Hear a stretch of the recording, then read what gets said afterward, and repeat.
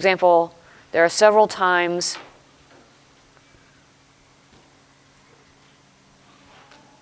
when we talk about the mountains as the home of God, but mostly it just refers to God's power. Also, mountains can signify safety. You know, you can hide and protect yourself.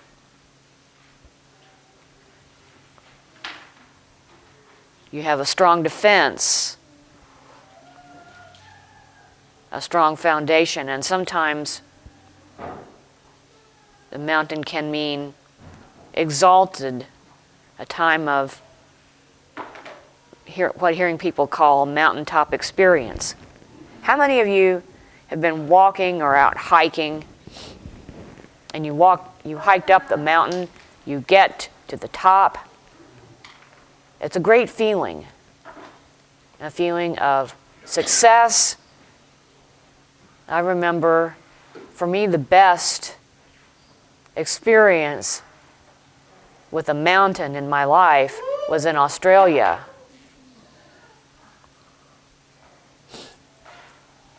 I went there in 2004.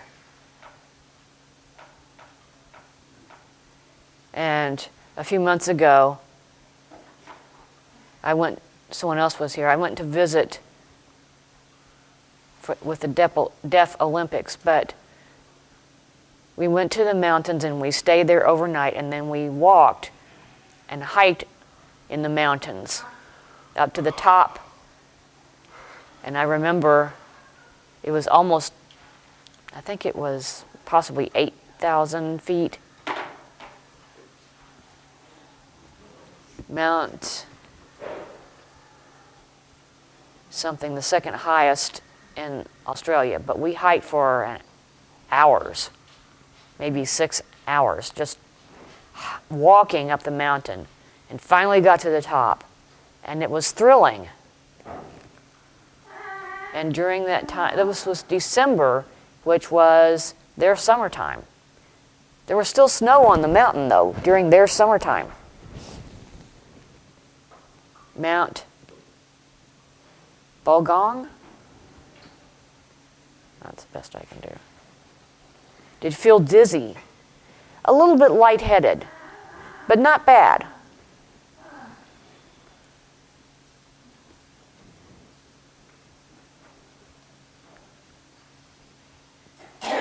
The mountain of Zion. Mount Zion usually does mean heaven. But there are other mountains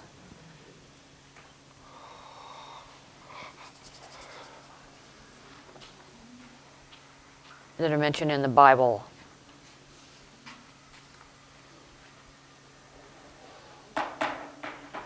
The Mount of Olives. Right. That's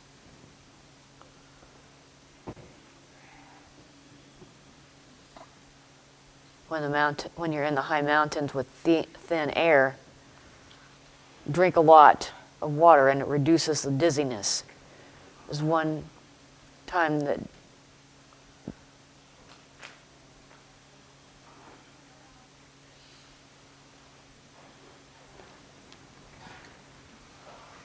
right, it's scary when you're dizzy up there. And he knew someone, I think, when he went with David and Charlene, who had to be carried down from a mountain. So Proverbs 23.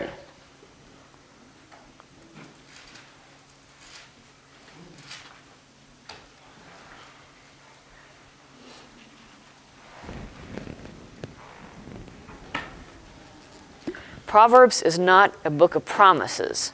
I keep reminding you, and you're probably tired of it.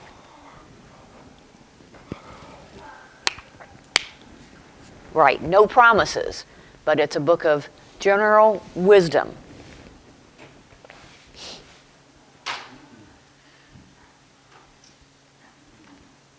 So, the first 8 verses I'm going to condense They're talking about wealth in general and why you shouldn't try to get wealthy because wealth is temporary. For example, it can be lost easily. Don't try to get rich. Cease from thine own wisdom. For riches certainly make themselves wings. It means they can fly away easily like an eagle. So again, if you know about birds, they're easily scared and they fly away quickly. If you approach a bird, they won't let you get close. They're gone quick. Whether the bird is big or small, any bird will flee from you. And it's the same with wealth. So don't depend on wealth and think you can take it easy because you're rich. You don't have to worry that I can trust in my wealth. You'll never be able to do that because wealth can disappear. I was interpreting in a history class for my high school student in American history. And now we're talking about the 1920s when the economy was going so great and then the Depression hit hard in the 30s. Right. The Great Depression. Because the stock market crashed and people's money became almost worthless overnight. And it's good that that happened because we recovered and it came back, but it was a terrible time. And we're being warned all the time, be careful, it could happen again. We could have another crash. I'm not a financial genius. I don't study investment, but I do invest my money. But I don't depend and trust in my investments because they could be gone tomorrow. And it would be all right. I still depend on the Lord. That's the point here. Depend on the Lord. Depend on His grace and His mercy. That He will support us. That's what's important. So, back up to verse 2.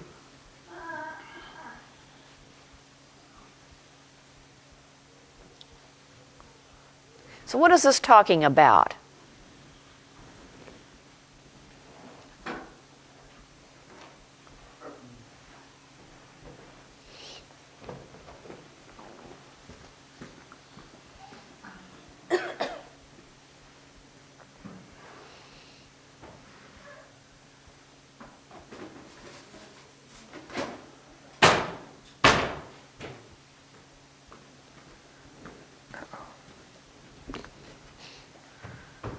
It's plastic.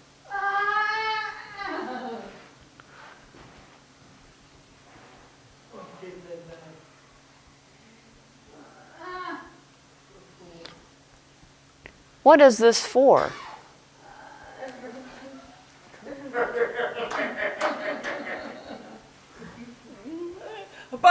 Bubby. Cut food. Sign for cut.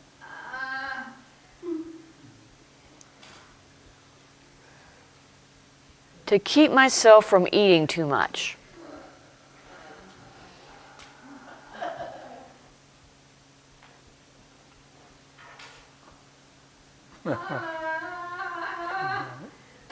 Almost like to stop, to close my mouth. But why? To keep from getting fat. Being fat's not good, but that's not the point here.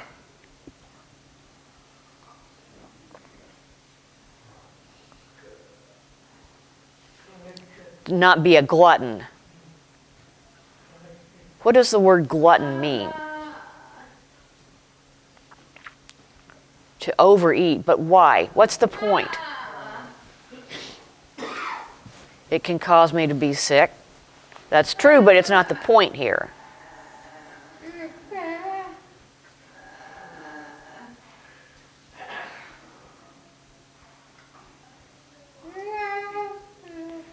To not let your flesh have control. But why?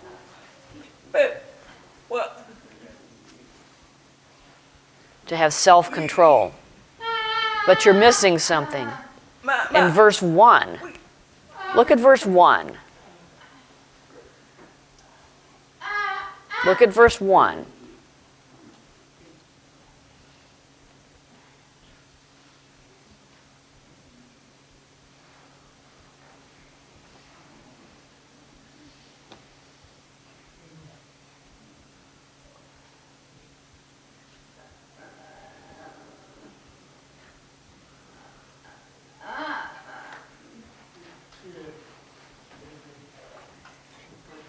Right, it's not talking about God here.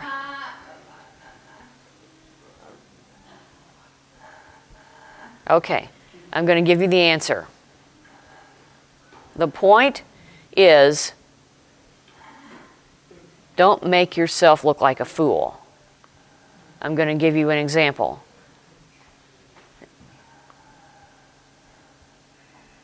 Who can I use for an example? Former President George W. Bush. Now, I like him myself. Personally, I like him. You can disagree with his politics, but I like his personality. He always made me laugh. But anyway, right. This is George W. Bush, George H.W.'s son. But imagine if he showed up at our church, right? And after church, you would say, come and eat with me. And when we get to the restaurant, I order everything on the menu, and I'm stuffing my face.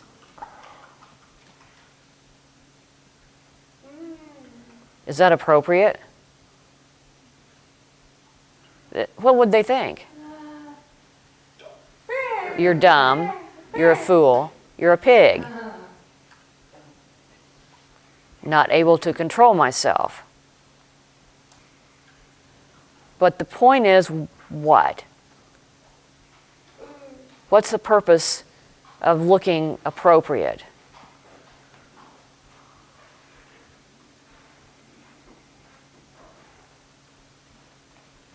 To maintain control. Why? Because I don't want him to look down on me. Now,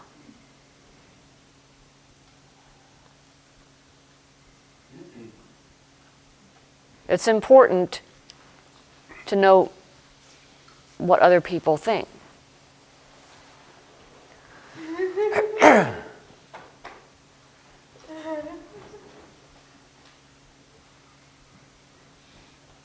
The other person's paying for it. I can order anything I want.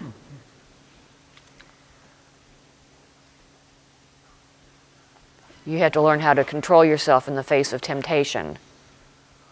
Is it a sin to eat?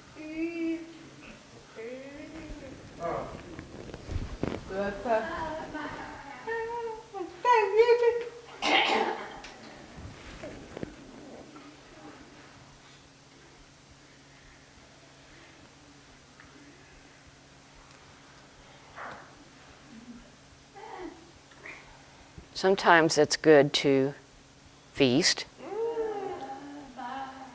to eat. Sometimes that's appropriate, right? That's good sometimes. In the Bible, there are feasts. And you don't just eat a handful of grapes. They ate and partied and celebrated. Sometimes it's appropriate to feast. Sometimes it's right, but not every day. Overeating is not right. There's nothing wrong with a feast. But at the same time, make sure you don't look like an idiot.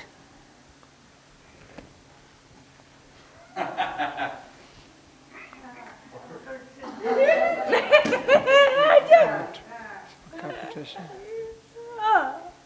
the eating competition. It could be. So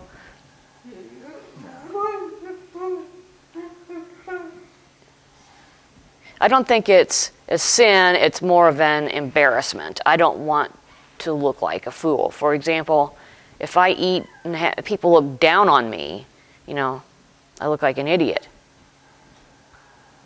Can I trust that person?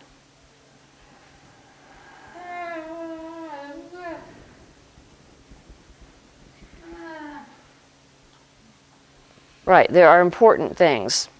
But that's not the point here. The point is to make sure that you control yourself, especially in the situation. For example, one time I had an interview during a meal. We were sitting around and we had to interview, and that was awkward. It was very awkward. And anytime you have an interview, that could be awkward. But you need to make sure that, and several times I have interpreted jobs where they had a dinner and they said, you can go ahead and eat. And I said, I don't want people to judge me. A first date, well, that's a good one. But those are all good, but the point is to control yourself with wisdom.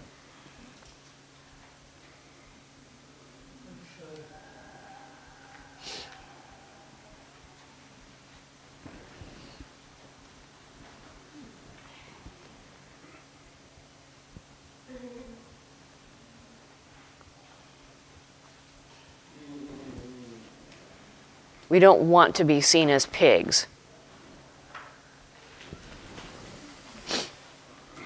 Verse 13.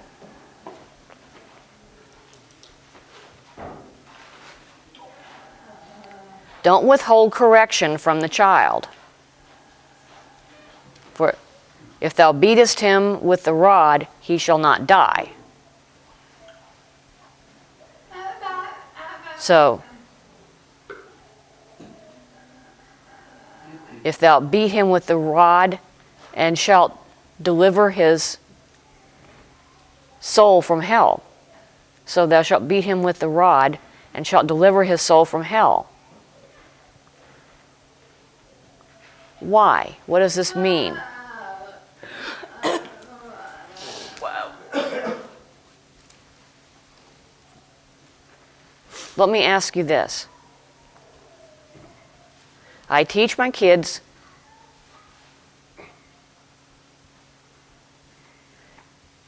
do your actions have consequence?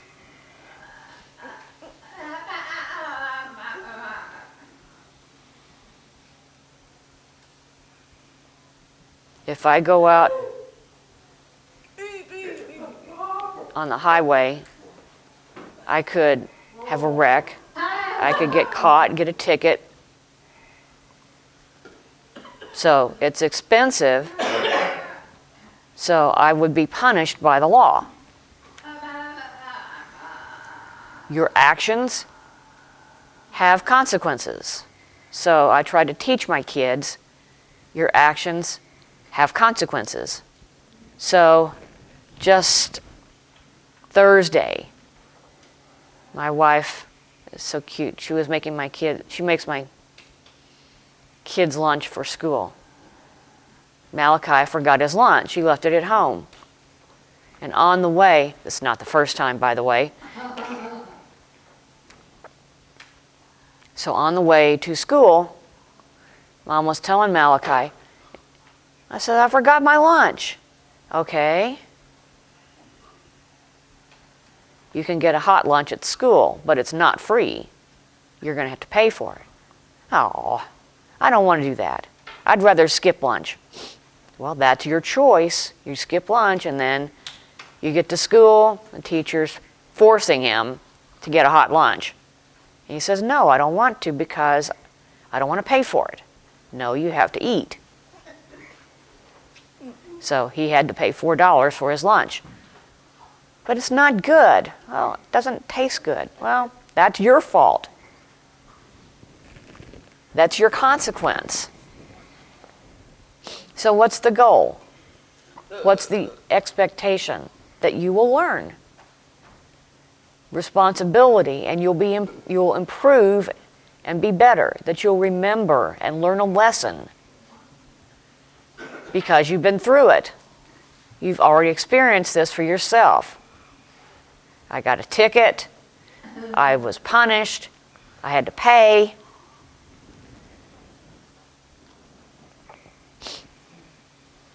So it's better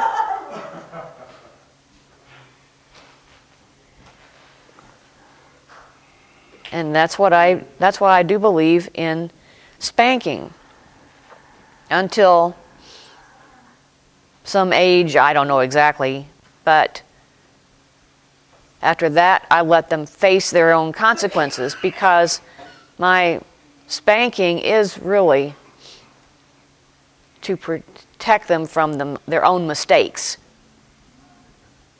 It's discipline. The word discipline really is the same word as disciple. To train them, to teach them, to follow me and follow my way, to do it my way. Do what I do. Make a mistake. I'm not talking about beating them, abusing them. I want to make that very obvious. There are rules, but you warn them, and then after that, you punish them.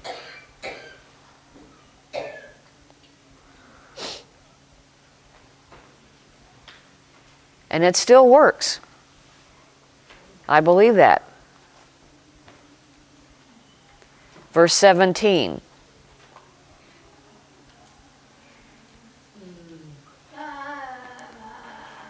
Don't be envious of sinners. You look at what the world has and you says, oh, I wish I could have that. I want to live freely like that. Instead, I have to follow the Bible. I want to be independent. I want to do whatever I want. No, you really don't want that kind of life. Which is better? I'll tell you, the Bible gives you the better life. No argument. It's obvious.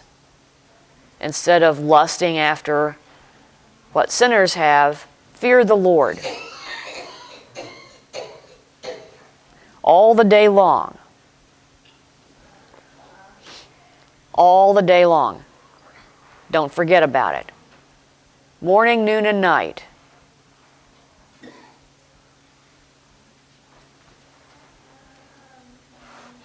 Why? Why do we fear the Lord? For surely there is an end. An end of what? The Lord is coming again. Or we die. Your time will be cut off. You're not going to live forever on earth.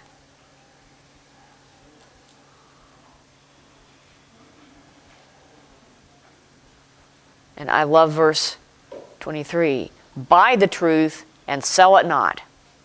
Also wisdom and instruction and understanding. If I could sell you a winning lottery ticket, one that I knew would win, would you buy it? Of course. In the New Testament, Jesus is teaching with the story of the man who found a parcel of land. He found treasure on it, and he went and sold everything he had to buy that land so that he could have that treasure. Was it worth it? It was worth more than what he gave up for it. It was worth everything he had.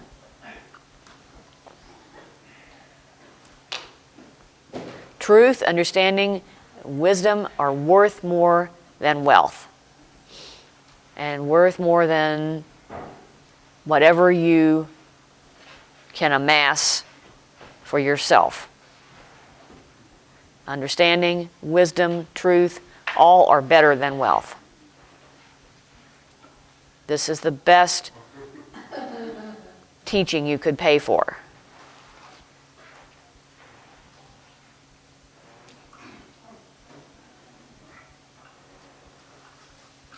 I think you can buy them for $1.50 at Dollar Tree. I haven't looked in a long time. The best investment in your life. Buy a Bible, and then after you've bought it,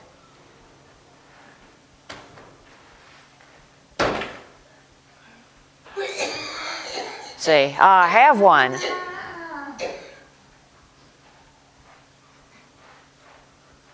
And then say, oh, I'll read it later. And dust it off once in a while. If you've never opened it, come on, you have to use it. Read it. You bought it. It should be worth your time to read it. The best investment of your life.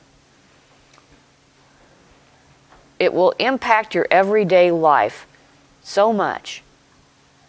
God will be real to you when you decide to take the time to read and study God's Word. He will become alive. I've seen it again and again.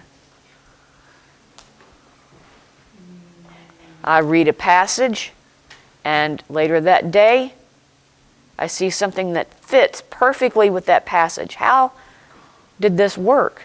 Because God knew what I was reading that day.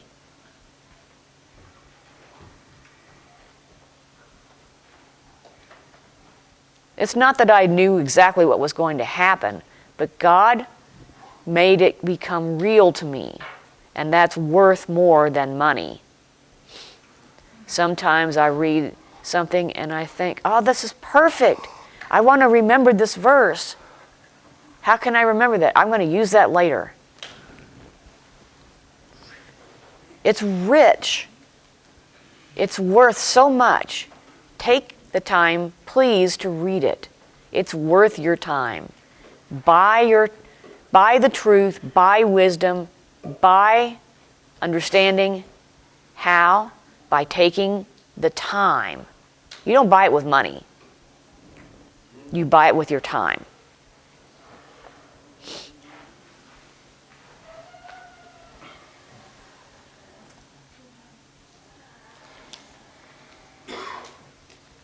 So this whole passage here is about prostitution, women, and alcohol. Solomon says stay away from both of them because they lead to destruction and to pain and to problems.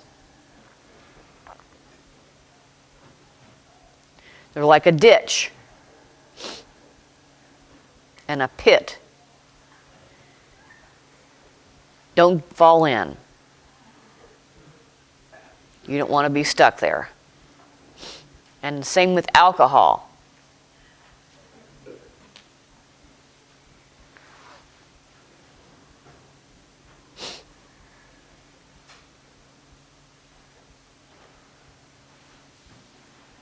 It will hurt you. I've seen alcohol destroy marriages. I've seen alcohol destroy jobs, careers, ministries.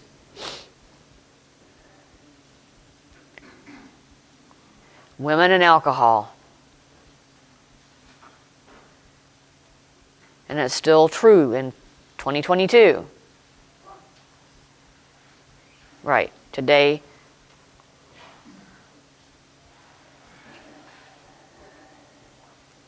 this is probably 1000 BC. Today it's still true. Women and alcohol and drugs. You see it over and over again.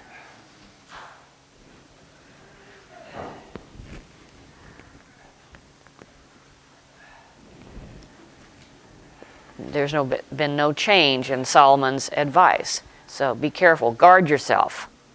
Men, guard yourself from strange foreign women.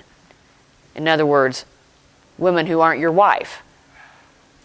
Don't let yourself be in the same room with them. I'm very careful.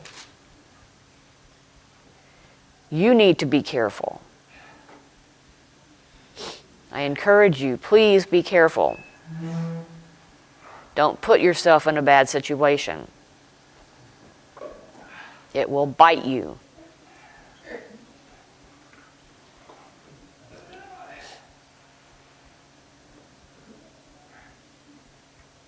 When you drink alcohol, it can destroy your marriage.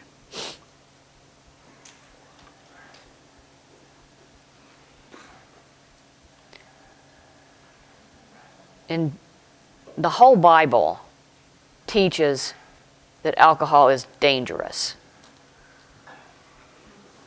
People use some verses to say, as an excuse. And I'm not saying that any alcohol is a sin. I'm not saying that.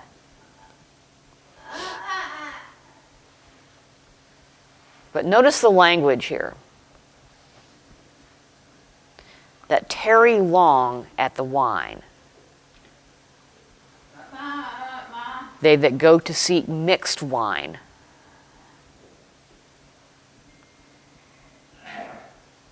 And when it's red, meaning a mixed drink, the alcohol becomes stronger. When you add different kinds of alcoholic drinks, they become stronger. Did you know that?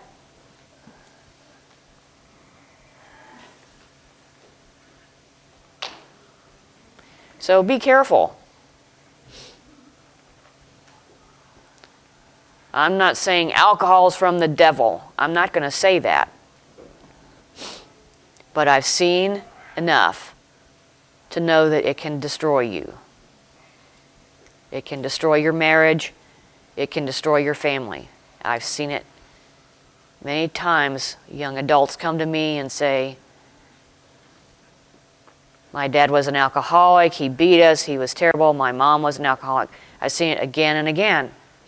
So please be careful. Don't let yourself go down that path.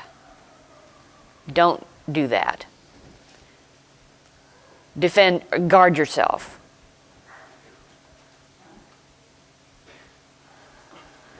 To become impaired. I think that is the key word. So, drunk or high, even if I can control it, but I'm impaired.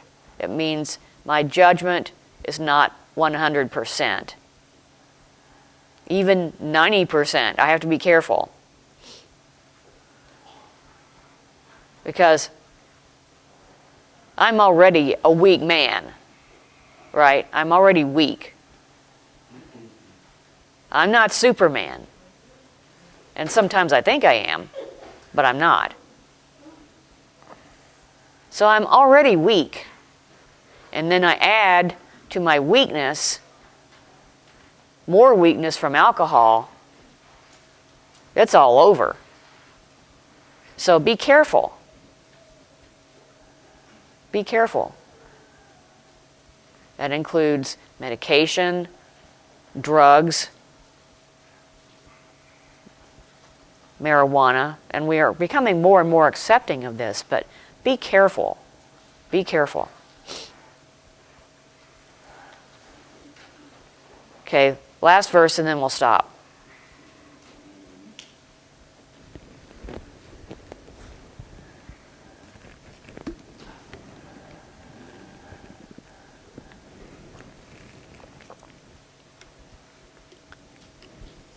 Again, this is prostitution.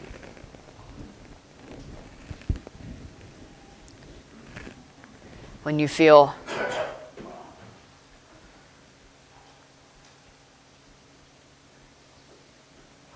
it's sad that when you cross this line,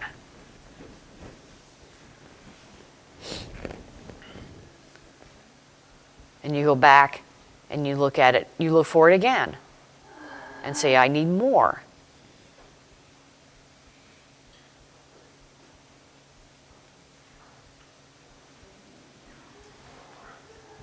It's called, in rehab, it's called chasing the high. You're chasing the high. And that means you've experienced something, you've tasted it. Now I'm going to chase that feeling. I want that feeling again. I'm going to pursue that.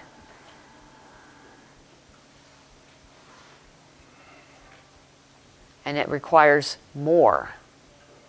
That's not enough. Now I want more, and I want it more often. Again and again.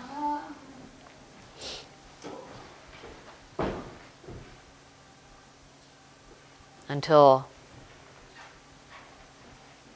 it strikes you again. So don't do that. Stop chasing it. I would rather chase the Lord. He satisfies me. He's righteous. He's holy. There's no shame in him. There's no shame in chasing the Lord. There is shame in chasing after worldly things. We hide it. We do it in the darkness. We don't want people to know. But I can chase the Lord openly. I can pursue him. And people think it's strange. They think I'm chasing a myth. That's fine. I'd rather do that. I think people who chase their highs are crazy. I think that's dumb. Where's the satisfaction?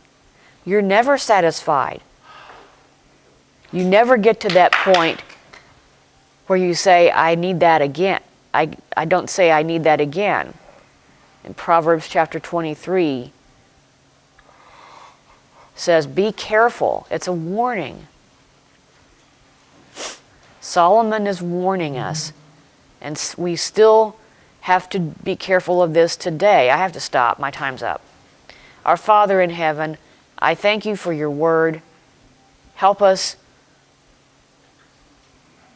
to realize that these warnings are not to be ignored, and not to say, I know about that, I know, but to take the warning seriously.